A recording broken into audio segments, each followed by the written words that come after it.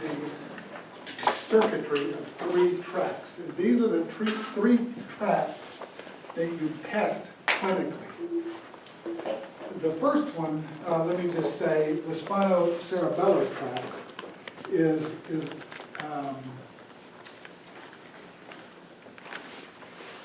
one that you test by having the patient do things. You're testing cerebellar function by having them do things. But you don't, and it's part of the normal neuro exam, but if there's a lesion of the spinocerebellar tract, you know that there's a problem with it, but pinpointing the lesion you can't really do. An example would be if I'm sitting here and I ask the patient to do this, back and forth as fast as they can, or run one heel down the other shin, these involve the cerebellum. And because they're at the spinal cord level, that information on proprioception, where my things are in space, is carried over that pathway. If I can't do it, the problem is either in the spinal cord or it's in the cerebellum. You can't pinpoint the lesion. You can test the tract, but you can't pinpoint the lesion. Therefore, we're not going to go over the circuitry of the lesion. Okay? We are going to go over the circuitry of the first one, though.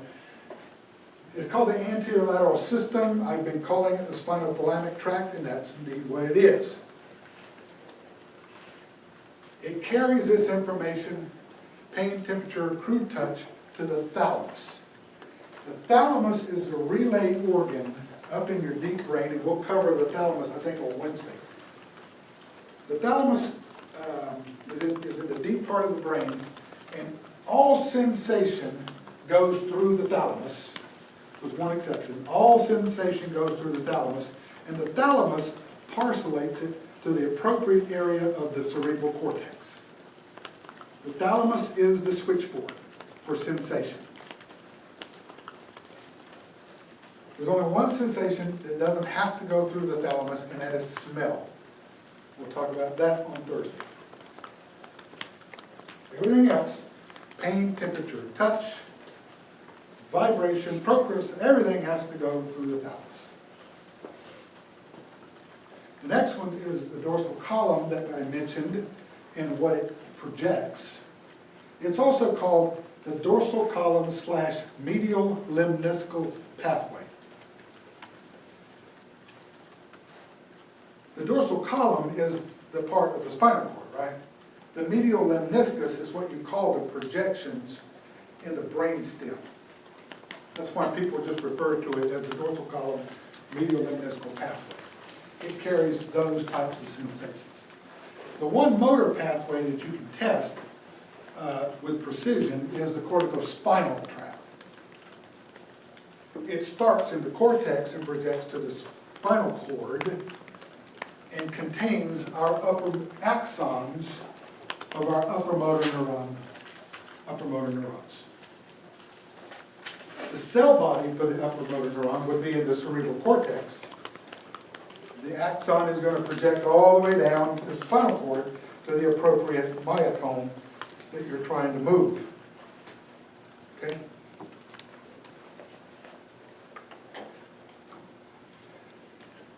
Concerning sensation, here's a general scheme that you have to appreciate. Primary afferent, first order cell bodies are all located in the dorsal root ganglia below the mandible. I'm sorry, is it appropriate when you say upper motor neuron, could you also call that alpha motor neuron? No, the alpha motor neuron is the lower motor neuron. The alpha motor neuron is found in the ventral horn. It's the final common pathway. It's the lower motor neuron. Everything coming from above, the corticospinal tract, because it's above the alpha motor neuron, is upper motor neuron. Okay? And I'm going to give you an illustration to highlight that, the very last slide. Okay? Well, you'll see. All right. So first order, the cell body is located in the DRG. It's going to synapse on the second order. On the same side where the information comes in. The synapse is on the same side. Remember I said when I was talking about Meredith pain temperature, it came in, it synapsed and crossed. It synapses. Even the dorsal column, synapse is on the same side. It's the second order neuron, it's the second sensory neuron in the chain that crosses to the other side. And the second order is the one that takes the information to the thalamus. The third order neuron is in the thalamus. The third order neuron in the thalamus takes the information to the appropriate area of the cortex. Got it? These are laws. So, laterality of sensory information. That's hard to say. This is the dorsal column pathway and the spinothalamic pathway in a cross-section of spinal cord. I mentioned the free nerve endings coming in, synapsing in the dorsal horn, crossing in the ventral commissure, and ascending in the spinothalamic tract. I mentioned touch coming in, big fat A fibers coming in, and going up here as the dorsal column medial lemniscal pathway. Now it shows a synapse here with information going to the other side. This is what I want you to appreciate about that, is that while we talk about pain temperature being one pathway, touch being another pathway, understand that the nervous system is so complex that everything sort of crosstalks to each other, and it's not exactly that defined. All right? So, it's easier for you to understand it, and easier for you to apply it clinically, though, if you just take a magic marker and mark out that neuron right there. And let's just approach this as spinothalamic tract crosses in where it enters the cord. On the second order neuron, takes it across to the other side, ascends in the spinothalamic tract. Dorsal column comes in, same side, goes up. Okay, if you just try to keep those two pathways together, separate, you'll be fine. In terms of doing the neural exam and being able to interpret lesions. You said the spinothalamic crosses, or? Spinothalamic tract is this red one here. It crosses, where the information comes in, it crosses to the other side. All right, here we go. Here's our spinothalamic tract here. Right there, spinothalamic tract. Here is the blue here is the lower extremity. The red is the upper extremity. You see they synapsed on the second order neuron in the dorsal horn. The information's crossed to the other side. The second order neuron is crossed. And it's ascending all the way up through the lateral parts of the brainstem until it lands in the thalamus. The thalamic nucleus that is going to synapse on the third order neuron is in what's called the VPL nucleus of the thalamus. Ventroposterior lateral nucleus of the thalamus. The VPL of the thalamus is where you'll find the third order neuron.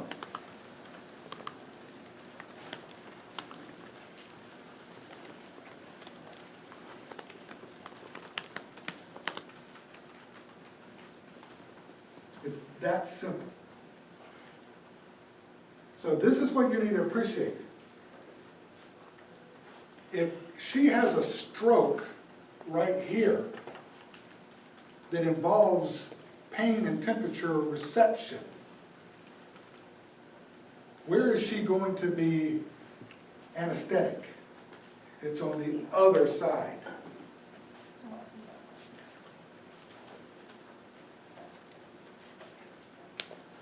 This is the, yes, Katie.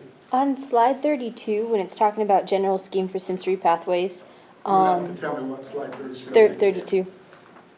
Yeah, that This one. one? Yeah. So is all of this just talking about our spinothalamic tract? And dorsal column. But the dorsal, so the dorsal columns then, they do cross?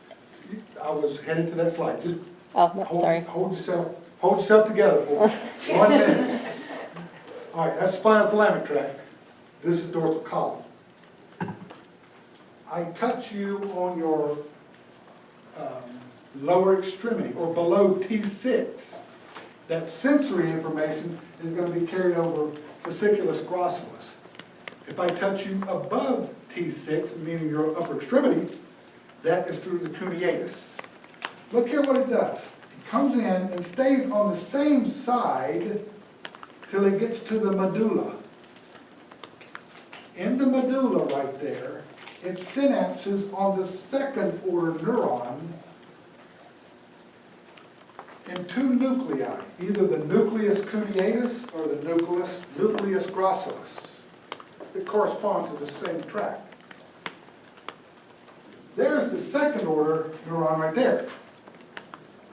It crosses in the medulla to form the medial lemniscus. The second order neuron goes up to the thalamus, where it synapses on the thalamic neurons, which is a third order neuron, in the VPL of the thalamus. The only two differences between these two tracts, the first, second, and third order neurons are the same in terms of getting to the thalamus, right? The only difference is where they cross. Spinothalamic tract crosses where it entered the cord. Dorsal column crosses in the medulla. Regardless, they're going to cross. So if Kayla has a stroke over here, right this part of her her cerebral cortex, she will lose sensation, touch, pain, temperature, 2-point discriminant, vibration, everything. That side of the body, the other side of the body, right? You know, stroke people, they always say, well, you know, grandma had a stroke on the left side. She couldn't do this on the right. Why? Because they cross. Where? Well, the spinothalamic crosses in where it entered the cord. Dorsal column crosses in the medulla.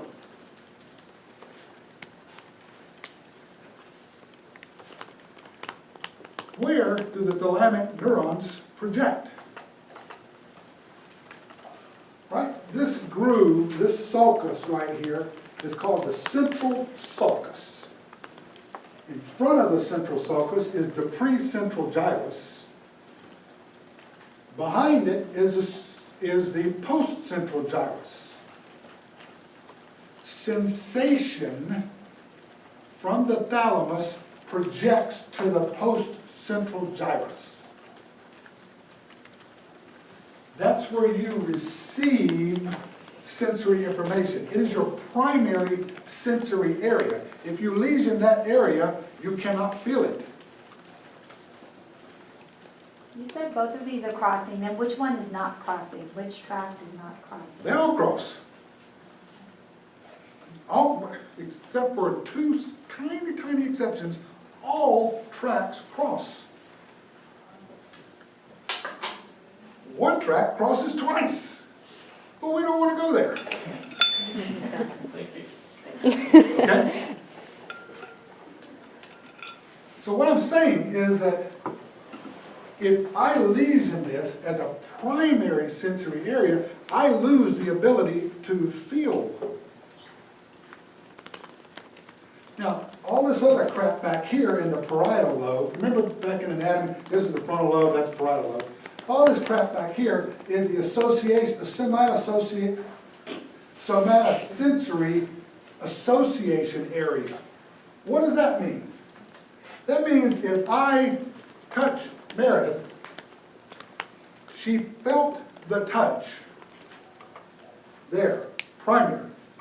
The primary area relays that touch out into here where her memories are stored, and she can say, if I say, close your eyes, close your eyes, close your eyes. Close your eyes.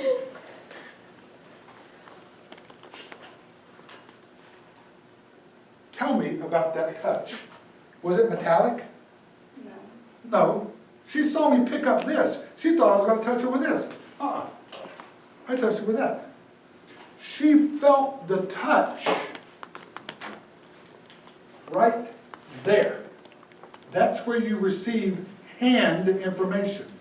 She interpreted that touch out here. I can tell you that it wasn't too hot, wasn't too cold, it wasn't metal, it felt like plastic. It was this big, it was this intense. The evaluation of sensation is done in the associational areas. The sense itself is done in the primary area. And this is what you look like according to your brain. Here is that post-central gyrus right here. Here's the lateral part, there's the medial part. There's the thalamus. That thalamus is relaying the information to the appropriate area. If I touch Meredith on the toe down here, it went here. If I touched her on the face, it went here. Since I touched her on the hand, it went there. That's why I said just a second ago, when I touched her on the hand, it was received right there, because I know that that's where the homunculus, which is what this is, that's where the information is received. And your body is not represented equally. Obviously, the most sensitive parts of your body are the hand and the face, particularly the lips. Therefore, more cortex is given to those areas than everything else.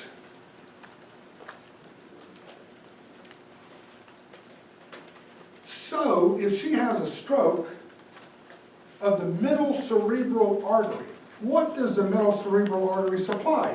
It supplies this part of the brain. I can tell you that the stroke, that the loss of function, sensory function, will involve the upper extremities in the face. It will not involve the toes.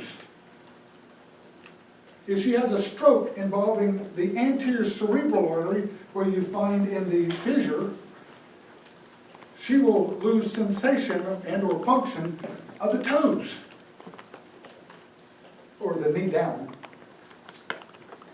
So if you take the representation of you on the post-central gyrus, and you stand in the sagittal fissure, put your hands right here on your breast, and fall backwards over the post-central gyrus, that's how you're represented here. That's how you know, I know where the stroke occurred. And since everything crossed, I know that it was on that side if you're having problems on the left. Got it? Now on the motor side, the corticospinal tract. Here's the post-central, the precentral gyrus is here. The corticospinal tract, you have a motor homunculus, just like you have a sensory homunculus. This is how you're represented motor-wise. Again, the biggest area for motor control. Where do you have the finest motor control? Your fingers and your face. Look how much motor function is given to that. Those two areas. Here's an illustration about the two arteries. Middle cerebral versus anterior cerebral being affecting this versus that. The corticospinal pathway itself is illustrated here. It starts in the precentral gyrus. It descends down here to the junction of the medulla and the spinal cord, where 90% of the corticospinal fibers will cross. And crossing, the word for crossing, the grown-up word for crossing is decussates. Decussation is, it goes to the other side.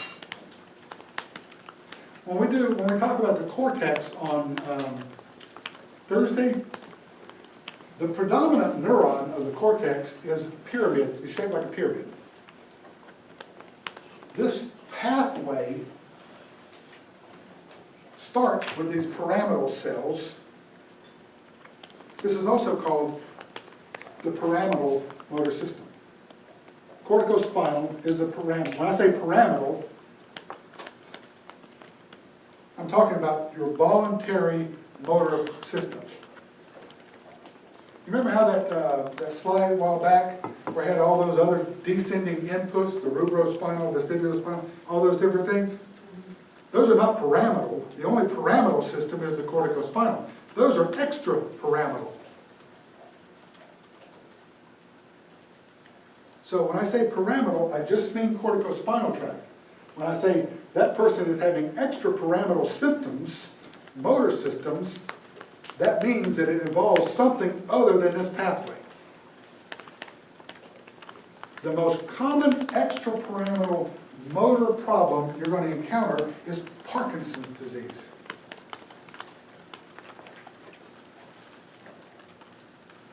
All right, we'll talk about that Wednesday. Okay? So, it crosses to the other side. Remember in that first picture on descending things, I had lateral corticospinal tract, anterior corticospinal tract? Here it shows the anterior corticospinal tract. Dismiss it. The focus here is on the lateral corticospinal tract. It's going to go down and synapse on a alpha motor neuron, which is the lower motor neuron. This is the upper motor neuron. That's the lower motor neuron. Got it?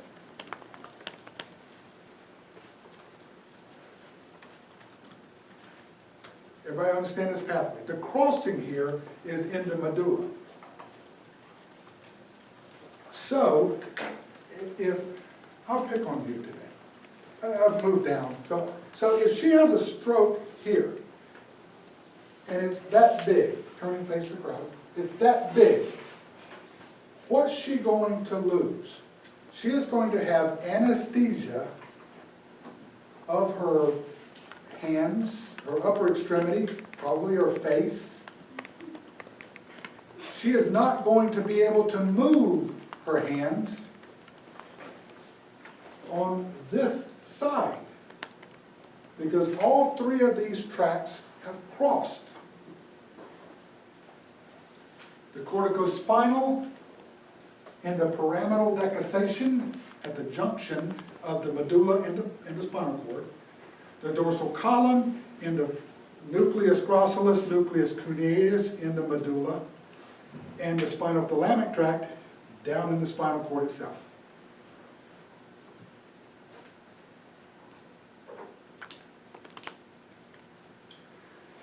Upper versus lower motor neuron lesions.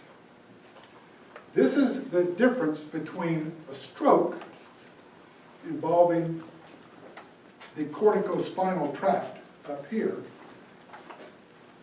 and a lesion involving the spinal cord alpha motor neurons down here.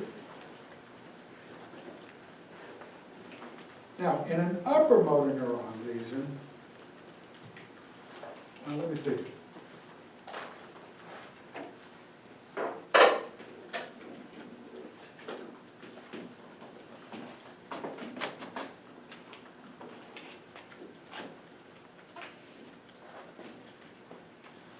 So this is the upper motor neuron. This is the lower motor neuron. As long as that reflex arc is intact, you do not have a lower motor neuron lesion. As long as this reflex arc is intact, you don't have a lower motor neuron lesion. You still got the innervation of the muscle. Right? Now, motor neurons here, alpha motor neurons, in their terminals with the muscle cell, they secrete trophic factors that keeps that muscle fat and happy. If you lose that, if you lose those trophic factors, the muscle will atrophy.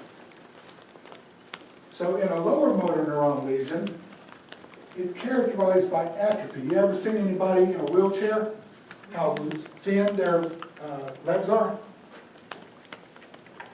If it's lower motor neuron, the muscles have just atrophied to almost nothing. That's different than an upper motor neuron lesion. In an upper motor neuron lesion, the lesion is here. You've just eliminated the voluntary drive for this, but the trophic factors from the lower motor neuron are still there, because it's still intact. It's still intact, right? You have atrophy, but it's because of disuse, not because of the loss of trophic factors. So the muscle wasting is much more severe over here than it is here.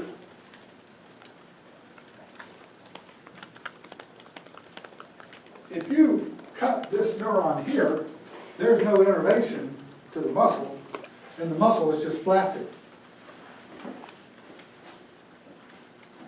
It's just going to sit there, and it will only do anything if you, well, let's just say that it's flaccid. The muscle is flaccid. There's no innervation to it. In an upper motor neuron lesion, the innervation is still there, so the muscle will sit there and they have spastic type of paralysis.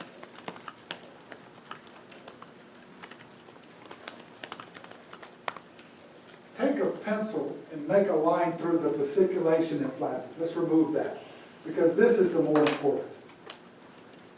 Spastic paralysis is the reflex arc is still intact. If you do anything to stimulate the muscle, it can contract because the reflex arc is still there. Versus if you cut the reflex arc, it's flaccid. Finally, if you look at reflexes, if I cut the reflex arc, then you don't have a reflex. You are hyporeflexic. If the reflex arc is intact and I removed descending input, remember our discussion an hour ago when I stepped off the step and only had some muscle fibers contract enough to keep me from falling off the floor, but not too many where I actually jumped up? Well, if I cut through here, I'm cutting all of that descending input, so you have no more modulation of the reflex. They are hyperreflexive with an upper motor neuron lesion. This is board type question stuff right here. Now you should understand why you're hyperreflexive. Can I get you to have see that here? Oh, lie down here. So, let's go the other way. Sorry. So, if you have a patient who is comatose from a suspected stroke, one of the things you would do to test them would be their reflexes. If the stroke involves the lower motor neuron, they would be hyporeflexive. Just let your leg rest. If it involves the upper motor neuron, if she had a stroke up here on this side, because I'm testing her contralateral tibia, patella reflex, right? Okay, so it would be hyperreflexive. When I was a PA student, I had a patient that came in, a woman was cooking dinner and collapsed. She came in comatose, and she was lying in bed, and you know those curtains you pull around the beds who hang by the chain, you know? So the doctor was out there doing some stuff, And she had, this was in the evening when she was cooking the evening meal. She had a bathrobe on, and you know those little pink slippers, you put your feet into them like that, right there? She had those on. So I'm standing in there looking at her, and she was completely unresponsive. She was completely unresponsive. She wound up dying 2 days later, a couple of days later. Anyway, a massive stroke. So I'm thinking, well, she should be hyper-reflexive. And she was about your size, you know, weighed 75 pounds, was 4 feet tall, you know, that sort of thing. And so with the doc out there, I said, I'm going to test. So just relax your leg. So the way you, just let it fall. You're not relaxing your leg. Just let me pick it up. Why is your foot? Just relax, right? The way you test reflex, the patellar reflex on somebody that's supine is this. Here's a, you see her reflex? Right? She has brisk reflexes. But what I did was I think, okay, she should be hyper-reflexive. And that's the last thing I saw. This thing came up so hard right here. I staggered back. And I stood there for a minute. I mean, it took me a minute to realize that, I mean, I was about, she almost knocked me out. And I looked down, and that pink slipper was gone. So I didn't know what to do. I looked for it, couldn't find it. So I go walking outside the curtain, right? Well, what happened was when she hit my head, the pink slipper went out through the chain. And so Dr. Werner, who was I think my third rotation, when I opened the curtain, he was standing there with that pink slipper, and he said, hyper-reflexive? That's a true story. She about knocked me out. And when I went to, you know, when you go to wash your hands and you've got that chrome paper towel dispenser that's right there, and I looked up at that thing, there was a big red mark going down. So when you do hyperreflexia, you need to stand away. Any questions about these components? So a normal person would be hyporeflexive? No, normal reflexive. Normal. You know, a person who's with an intact nervous system would be, you would want to see 2+ reflexes on that side, 2+ on the other side. When would we see the hyporeflexia? If you had a lesion of the spinal cord, because you got to get rid of the lower motor neuron. If I have like a sciatic nerve injury, if my sciatic nerve is cut, then I have no more innervation to those muscles. Those would be, I'd be hyporeflexive. As far as the reflex arcs go, not all muscles have that, or do all muscles have some sort of reflex arc, or it's just the specific ones we've talked about? No, I think I'm sure they all do. You just get to only test certain ones. And there's a difference between deep tendon reflexes and cutaneous reflexes. Have you had the reflexes yet? You probably haven't had them well, to any degree. Professor Fetters may have talked about them last week, but have you had them? Yes? No? Yeah. No. Talked about physical exam, The what? in physical exam, the reflexes that we test. Yeah. Have you had them yet? Yeah. I don't think we've talked about cutaneous. We just learned like How to test these reflexes, not Like like that's what they S1, mean. S2, that's No, L3, no, L4, that's C5, C6, that's C7, C8. Okay, we'll get that later on.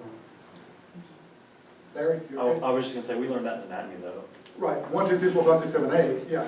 But the cutaneous reflexes and all that kind of stuff. All right, we'll make sure that happens. We'll make sure that happens. What did you say about the fasciculation? Strike it, just strike through it. Because there's a different, the problem with fasciculations is you can have them with upper and lower motor neuron lesions. There's a fine distinction, so just strike them. Clinically, they're not relevant. The spastic paralysis is relevant because of people contorting in things. The reflexes are relevant in terms of you ascertaining is it upper or lower motor neuron lesion. And the atrophy is certainly relevant in terms of any rehab in partial destructions. Okay?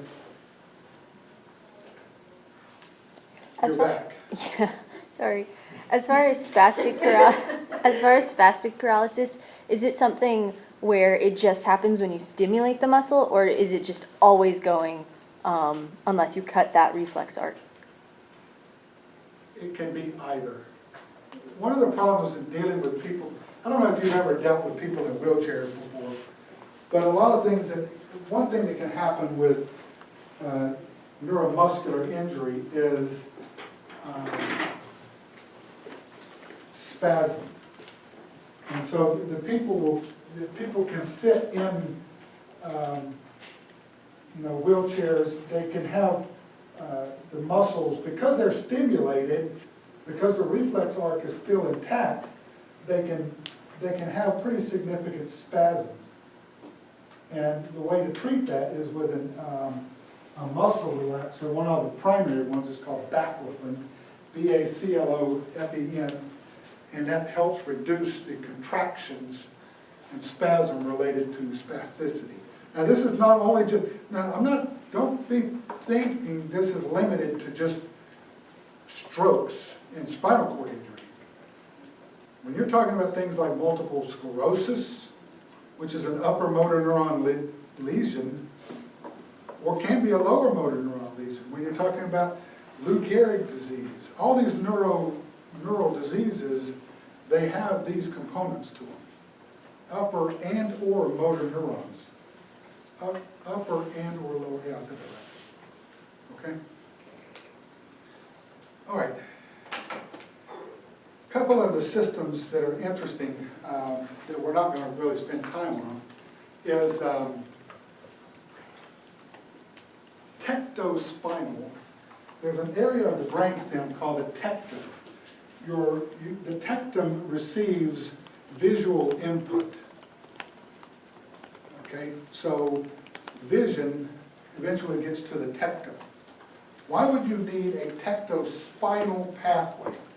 Because when you were out on the Serengeti and you just crawled out of a tree and you were walking across there, and all of a sudden out of the corner of this eye, you spotted a lion.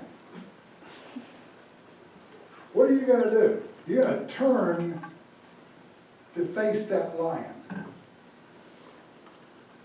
So your visual system can reflexively modulate motor tone to turn you in the direction of a visual stimulus. One of the interesting things is if you record from tectospinal neurons, they will stimulate, they will fire if the movement is that way or this way. They have very specific patterns of recognition of like stuff that goes on in your peripheral that you better be paying attention to, because it's either going to eat you or it's something you can't eat. Rubrospinal goes from the red nucleus down to the spinal cord. I mentioned it earlier. I said it facilitates flexion.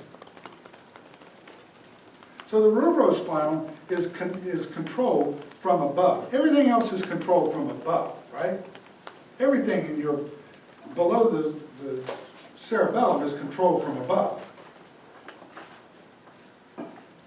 So if I lesion above the rubrospinal tract, and follow me on this. Remember how we talked about all these descending inputs? So what if I take away all the descending inputs to the rubrospinal tract? Now the rubrospinal tract is free to do whatever it wants to do. You don't have any corticospinal. So what do you think the position of that person is going to be? If it facilitates flexion, you're going to be flexed. if you have an unconscious person with a lesion of the brain or brain stem, above the rubrospinal tract, they will have what's known as decorticate posture. They'll look like the top would. They'll be flexed.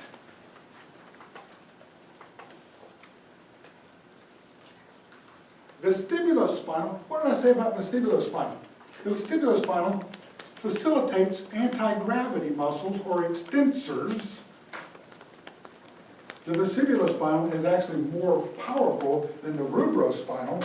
Why? Because you're anti-gravitating most of the time.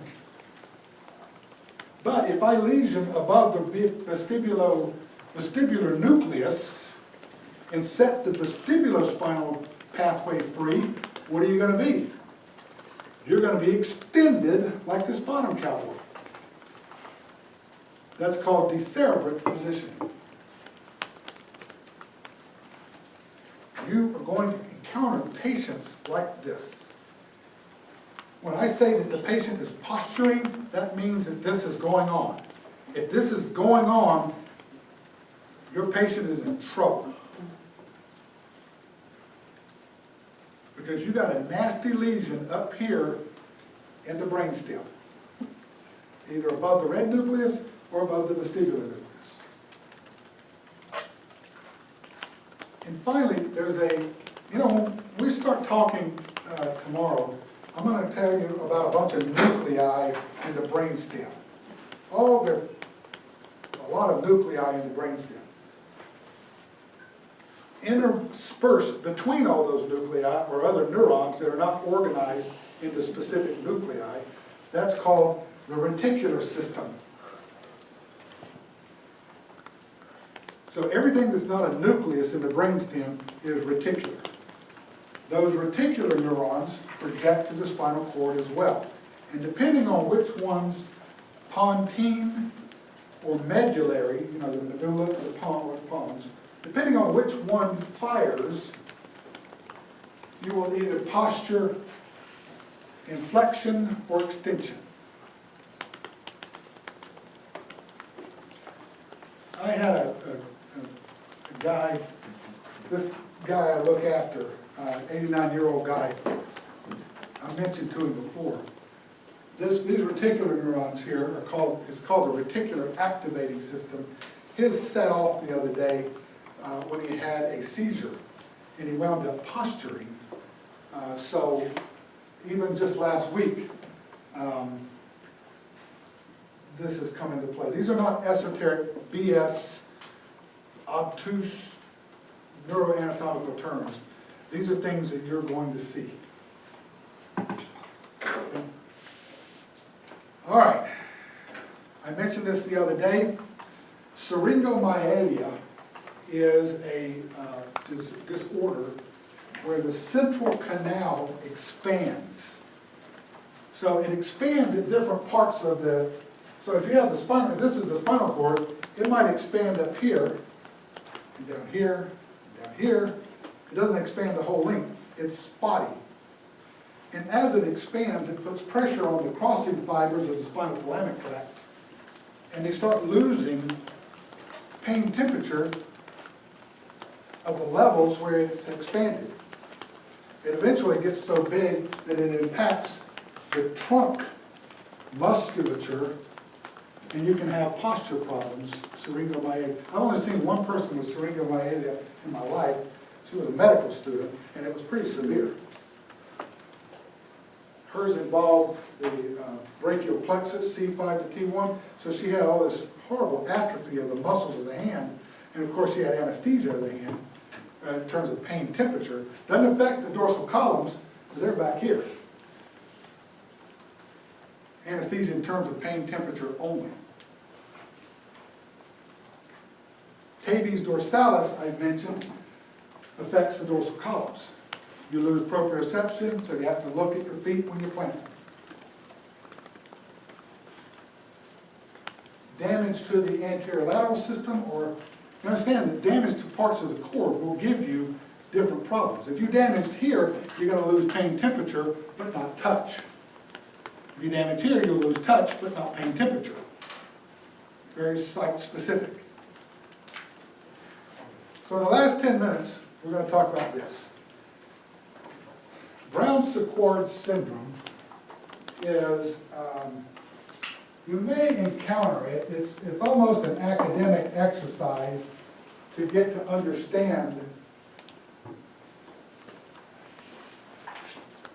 the nervous system, but it can happen. So, Maddie was this drug deal. It went bad. So as she was running away, she got capped with a knife. And it went in, that bullet went in and cut half of her spinal cord. We'll give it a level. Let's give it a level. We'll say T6. Okay? It hit her right there and went right through her spinal cord at T6 on that side only. So if you look at a transverse section, this is what it looks like. All right. What will be the neurological deficits that Maddie presents to the ER with? Loss of pain, no pain. Well, they're all listed up there, so it's kind of unfair. So let's just work through them real quick. First of all, she's going to have a lower motor neuron lesion at the ipsilateral T6. Ipsi is same side, contra is the other side. So lower motor neuron at ipsi T6. How about below T6, ipsilateral? So where's so if you've got alpha motor neurons here, what's driving them? The corticospinal tract. Where did the corticospinal tract originate? It originated over here. Where did it cross? It crossed in the medulla and came down like that. So you're cutting the upper motor neuron lesion.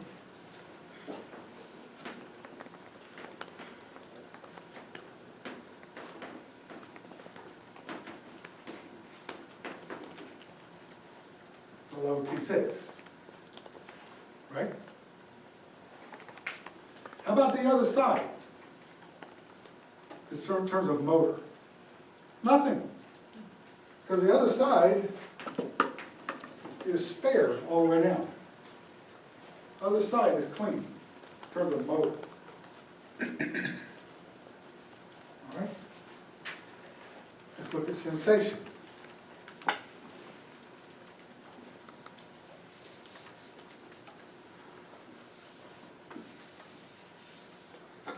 First of all, at T6, you're going to lose everything.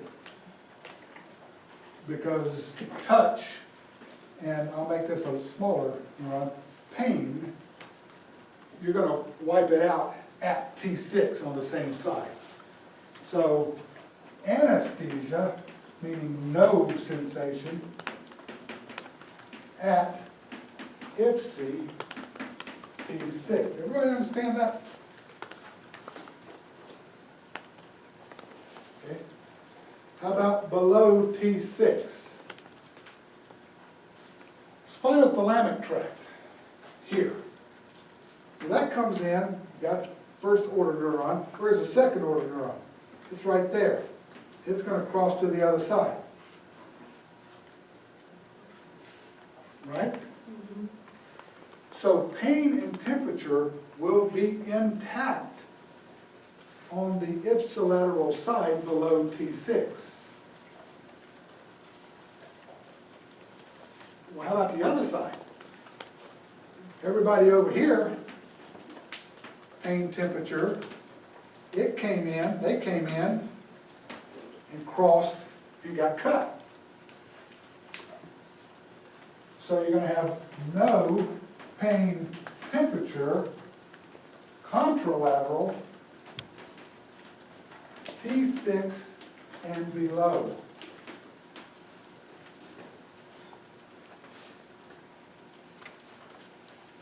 When I say T6, because it came in here, synapsed, boom, got nailed.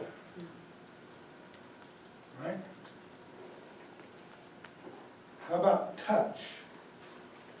Touch, dorsal column. Dorsal column, what did dorsal column do? It came in and stayed on the same side, because it didn't cross till it got up here, right?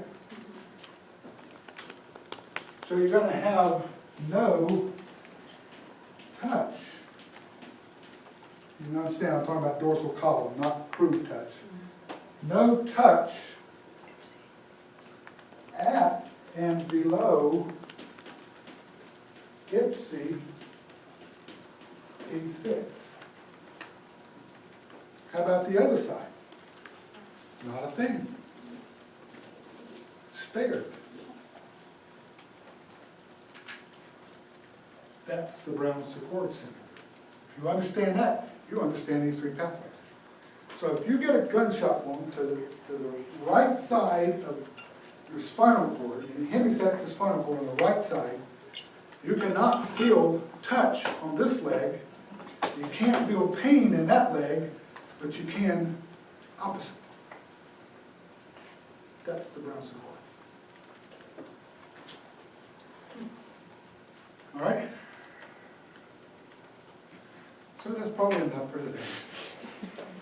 All right, so look over this tonight, get a good handle on it. Thanks for playing.